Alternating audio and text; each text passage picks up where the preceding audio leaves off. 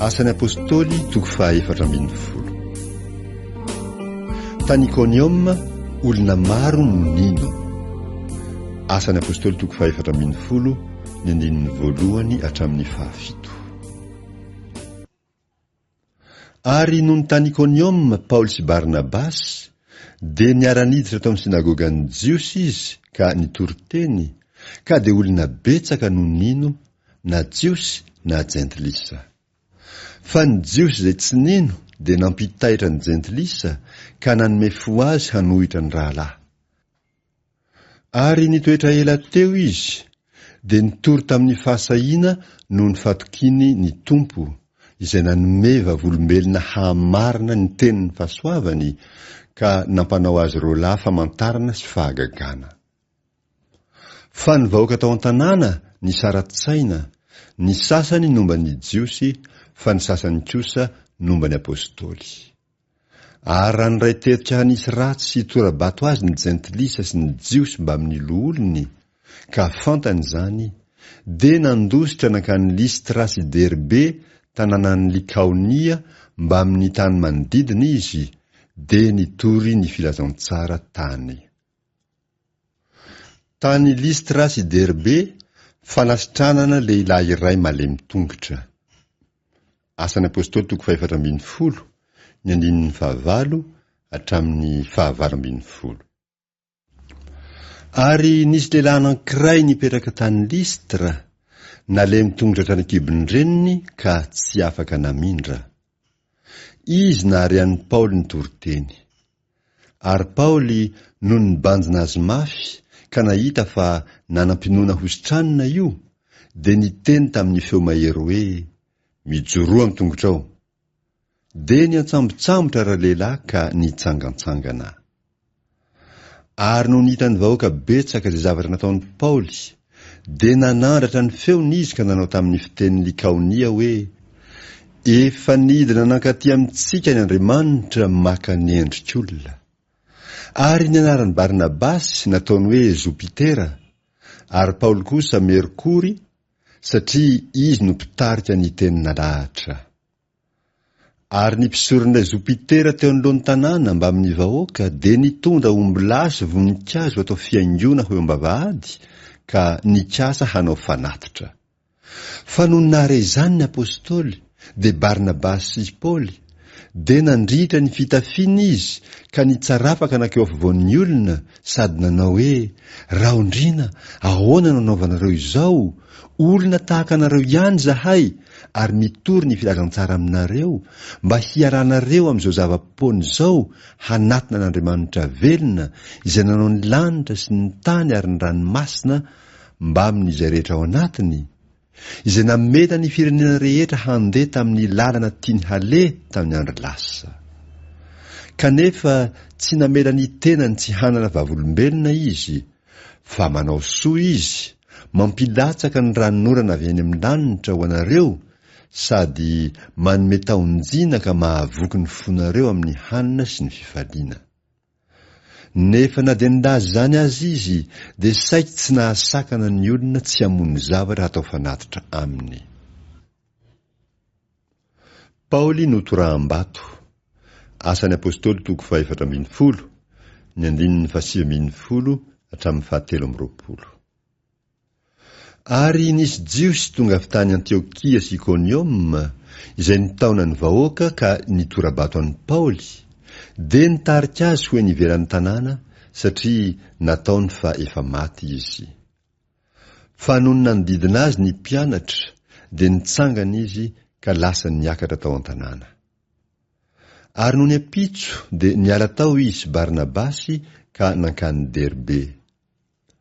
Ary rehefa nitory ny filazantsara tamin'izany tanàna izany izy, ka nahazo mpianatra maro, dia niverina nankany Listra sy Ikonioma ary Antiokia indray izy, nampahery ny fanahin'ny mpianatra, ka nananatra azy haharitra amin'ny finoana, sady nilaza fa tsy maintsy ho amin'ny fahoriana be no idirantsika amin'ny fanjakan'Andriamanitra.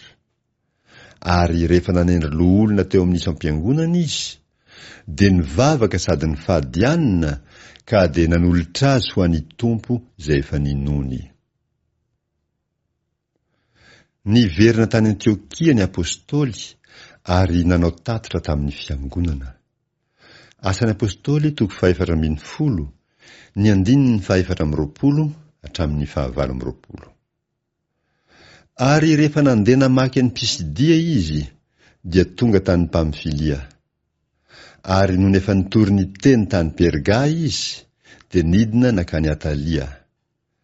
Dia niondrana tsambo niara teo izy hankany Antiokia, izay efa nanolorana azy ho amin'ny fahasoavan'Andriamanitra ho amin'ny asa izay novitainy. Ary rehefa tonga tao izy ka namory ny fiangonana, dia nilaza izay rehetra nataon'Andriamanitra tamin'ny nombany azy sy ny namoahany varavaram-pinoana ho an'ny jentilisa. Dia nitoetra elaela ihany tamin'ny mpianatra izy.